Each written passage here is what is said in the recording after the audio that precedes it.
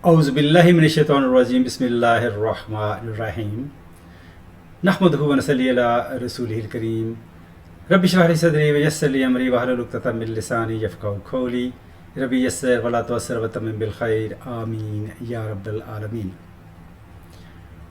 With the grace of Allah, we have completed ism at basic Arabic grammar level. Today we are going to make our start on fail.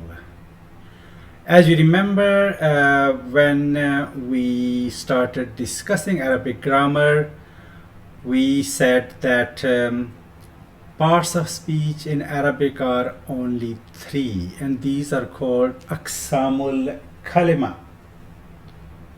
So aqsamul kalima are parts of speech in Arabic are ism, which is known as noun in English, fail, which is verb, and harf, which we can translate as particle.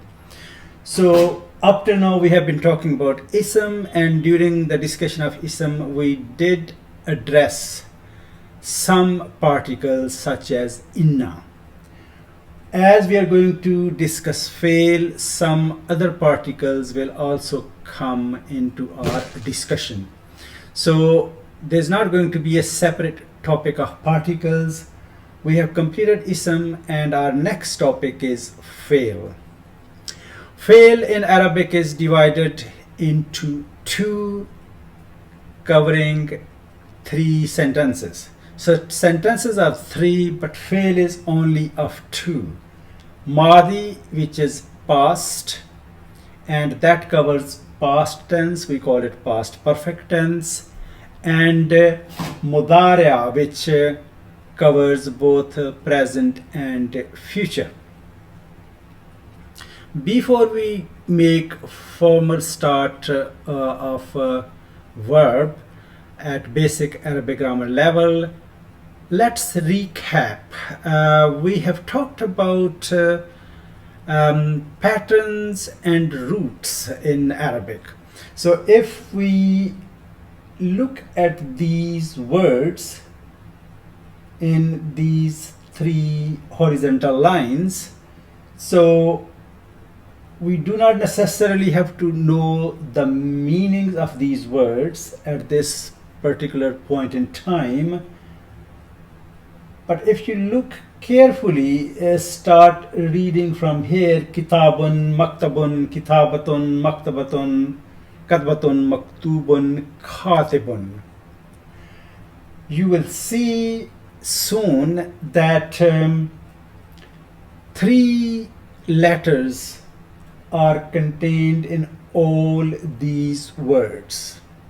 Similarly here, ilmun, ulumun, talimun, muallimun, i'lamun, ma'lumun, alimun, and then kudratun, kadirun, takdirun, miktarun, muqtadirun, maqdurun, qadirun. So in all these words along vertical lines, we have three common letters here which are contained in all these words, another three here, and yet another three here. So here we have kaf, ta, ba is common to all these words. Here ain, lam, mim is common to all these words, and here kaf, dal, ra is common to all these words. So basically this three letter combination, which covers Arabic words up to 99.9% of the Arabic words, it covers this three letter combination. This is in Arabic it's called jazr, and in Persian it's called mada, which basically means root. So in conclusion, 99.9% of Arabic words have three letter root, and that three letter root is very important as far as the meanings of those words are concerned, and it becomes easy to work out the meanings of different words. Quite often it is possible to do so. Also, if we look here, I have just highlighted these three words, vertical column, we can say this. Khatibun, alimun, khadirun. If we focus on these three, we will see the pattern. They have got a common pattern. So the pattern here is that of fa'ilun. So these three letter roots,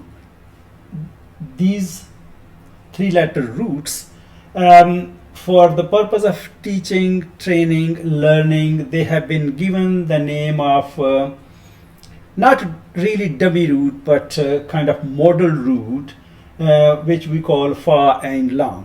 So fa and lam is our model root. I'm saying model because this is not dummy. There are some words from are formed from this combination as well. So if we look here, katibun, our three letter root is kaf ta ba, and our terminology is that kaf here is fa kalima, ta here is an kalima, and ba here is lam kalima. That's for ease of reference. Or we can say first radical, second radical, or third radical, or first root letter, second root letter, or third root letter. So in the pattern of fa'ilun, we have fa ain lam, which is the root, the three root letters, and when we add alif after fa, that becomes fa'ilun. And along these three roots, on the pattern of fa'ilun, we have khatibun, alimun, khadirun. So these give similar meanings in a way that they give the name of the person who is doing the action of the verb. That's the meaning of all these three words. We do not have to exactly go into meanings, but here we can say katibun is the one who writes and alimun is the one who possesses a lot of knowledge. So so this pattern, this system of root and pattern is very, very important as far as understanding the Arabic language is concerned, and it makes it very easy to learn the language as far as the grammar goes. So we can recap that the first radical is called fa kalima, second radical is called ain kalima, and third radical is called lam kalima. So in kitab, which commonly translated as book, three root letters are kaf, ta, ba, and we will say kaf is in this particular root fa kalima, ta, the middle one is ain kalima, and the third radical is lam kalima. So it is really important to focus on this terminology, and it's not difficult. Rather than saying first radical, second radical, third radical, because we are going to learn Arabic, so we should become familiar and start using Arabic terminology. Let's move on to our first root here. I brought this, I've already made this chart here. So we have talked about root. We have root here which is za, ha, and ba.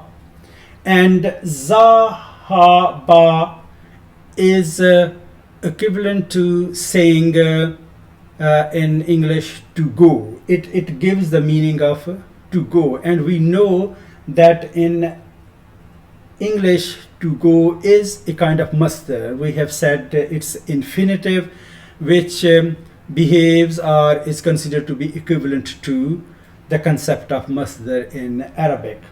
So za, ha, ba, which we already know that masdar is the source of different words, which gives us similar meanings on a general level. So that helps to find out the meanings of different words. I'm not going to go into details. I have discussed this in one of the previous videos, and if you want a refresher, please go back and watch that video again. So let us start on Zahaba. Zahaba, to go. So clearly these are three separate root letters, and when we have to make words from these three letters, we'll have to put them together. And in this particular root, the way to put them together is that we write it like this. Zal is separate, and ha and ba are put together. So we have zal, ha, ba. And then to pronounce zal, ha, ba, we will have to put short vowels, and which we know there are three, which is fatha, dhamma, and kasra, and then the fourth one is not haraka. It's actually gives silence to a letter, and that's called sukoon. So if we start from here, before we go into Arabic and go through this chart, let's go back to English. What we said quite a while ago in one of the initial videos, that in Arabic, the words, there is inflection of the words which we have noticed. For example, we say Muhammadun, Muhammadan, Muhammadin. In Kalima we say Muhammadun. In Adhan we say Muhammadan. And in what would you call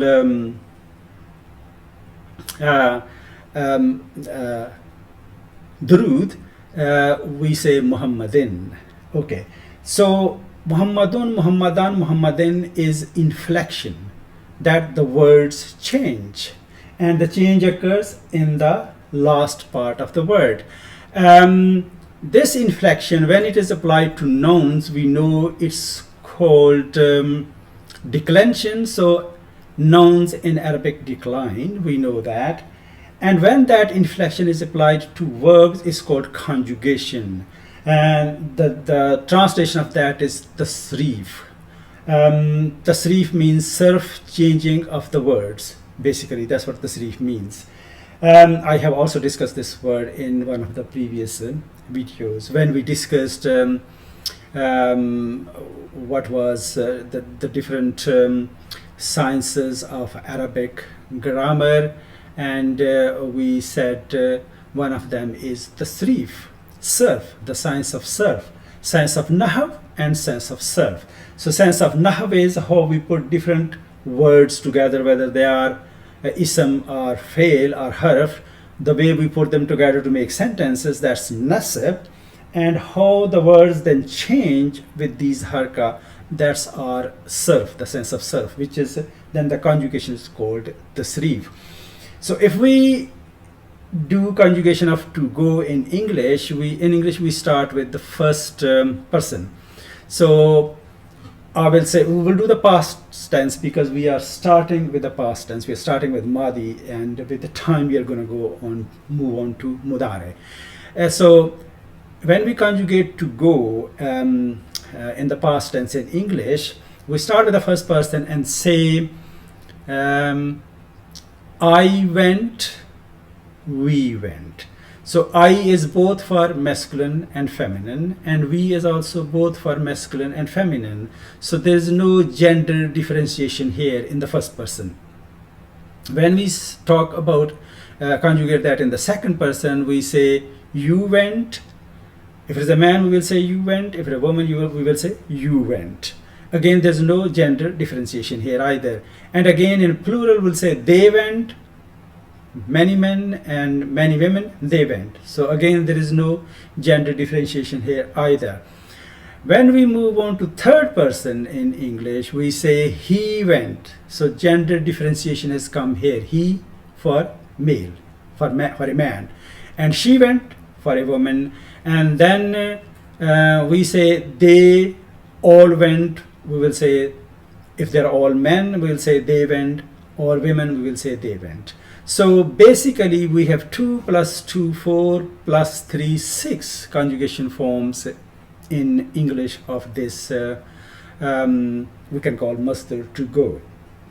Now in Arabic we start with the third person, and we are not, in this particular example, we are not going to have just 2 plus 2 4 and 3 7 forms. We are going to have these 14 forms, but they're not really difficult because we have already worked on this paradigm when we were working on the Mayer. So what we said basically was one of the Mayer, that huwa huma hum, hiya huma hunna, anta antuma antum, anti antuma antunna, ana nahnu.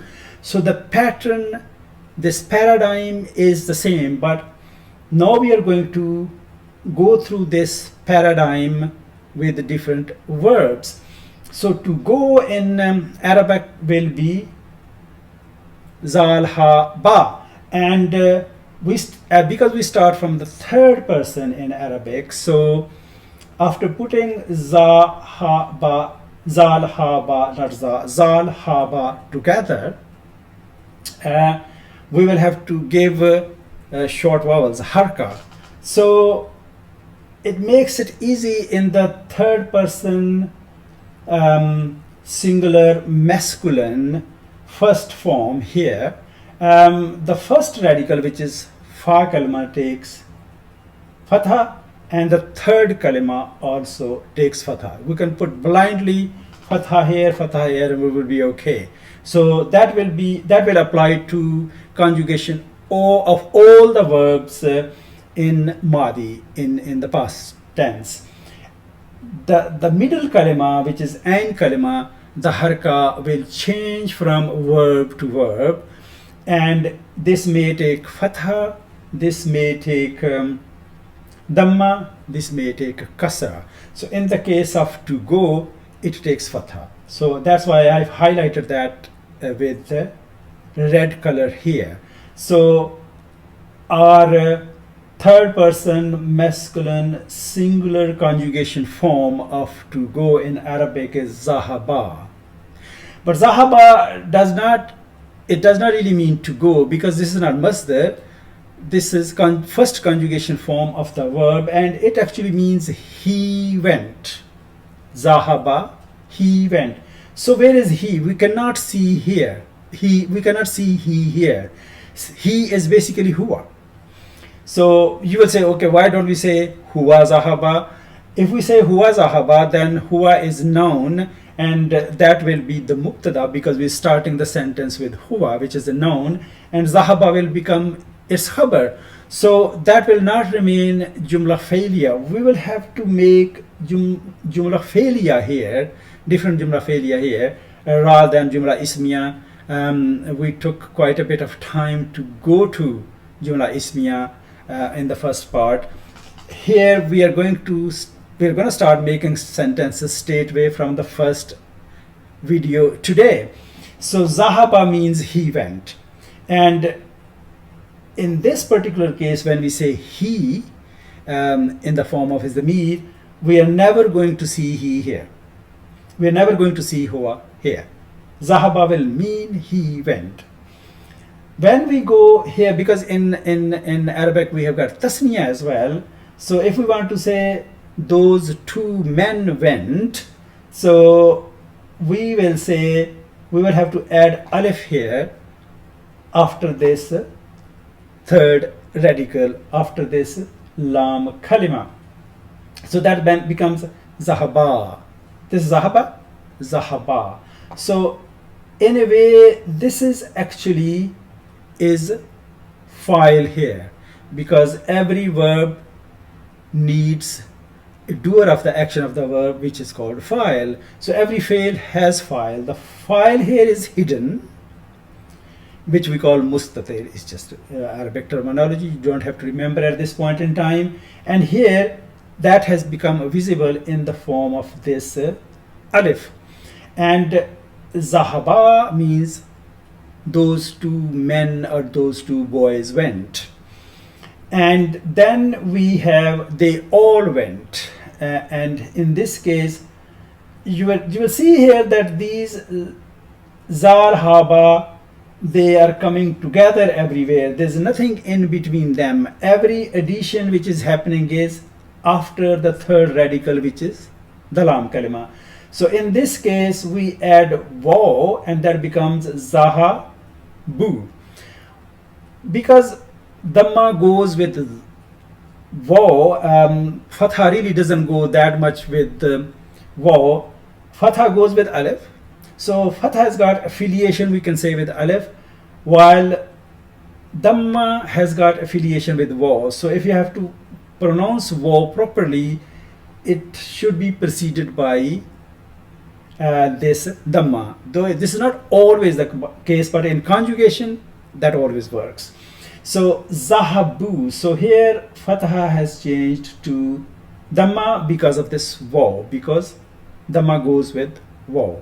Waw has got affiliation with dhamma. And this alif here is just the spelling rule. So we'll have to add alif here. So zahabu, they all went, and waw is the file here. Waw is the subject here. Then we have to say she went, then we say zahabat. So this is not file here. This is ta of tanis, ta of femininity. So that will take a schoon. So zahabat. So after third kalima, all these three have fatha.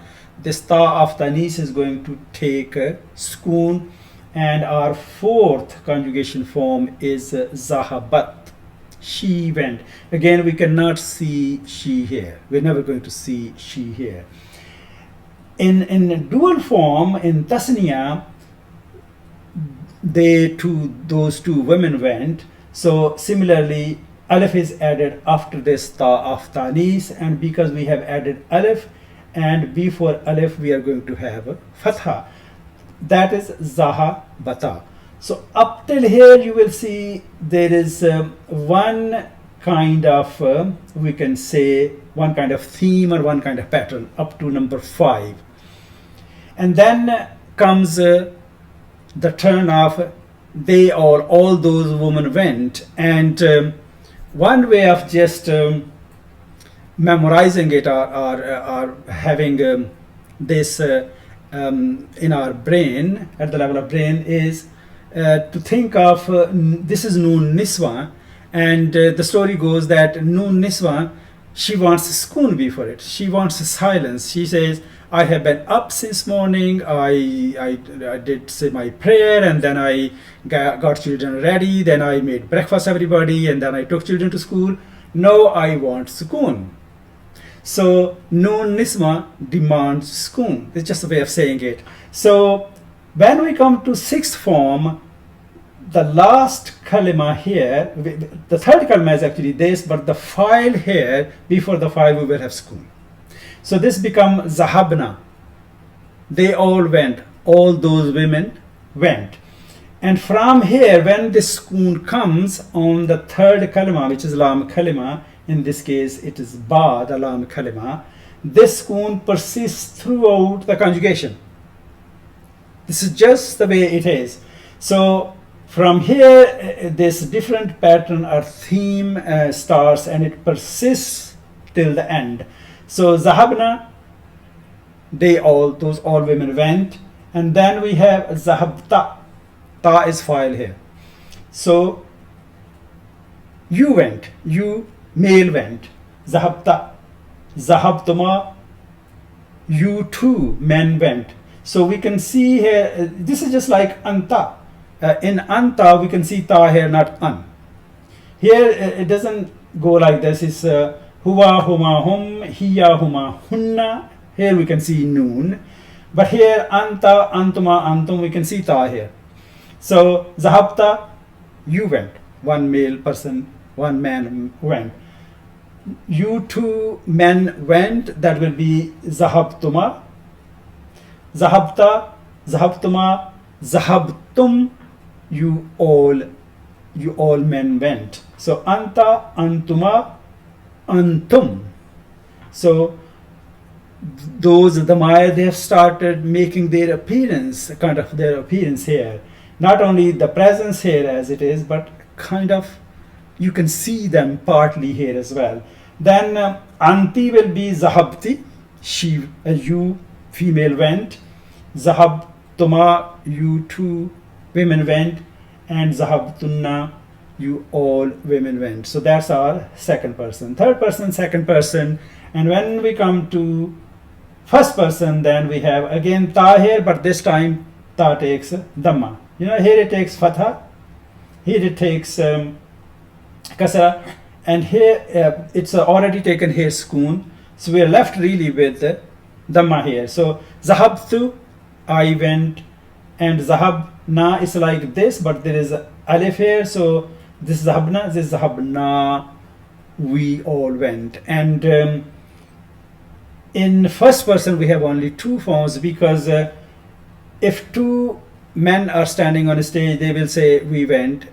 If more than two are standing, 3, 4, 5, 6, they will say we went. Similarly to women, we went, we went. So here we have only two forms. So this way we have 14 conjugation forms of a verb in Arabic. It is just really, it's not really difficult, but it's just kind of focusing on that after the fifth form, when it changes, the Sukoon comes, then Sukoon persists and it becomes easy to remember. I'm going to stop here. Inshallah, we will discuss further in the next video. Subhanakallahumma wa bihamdika ashhadu an la ilaha illa anta astaghfiruka wa atubu ilayk.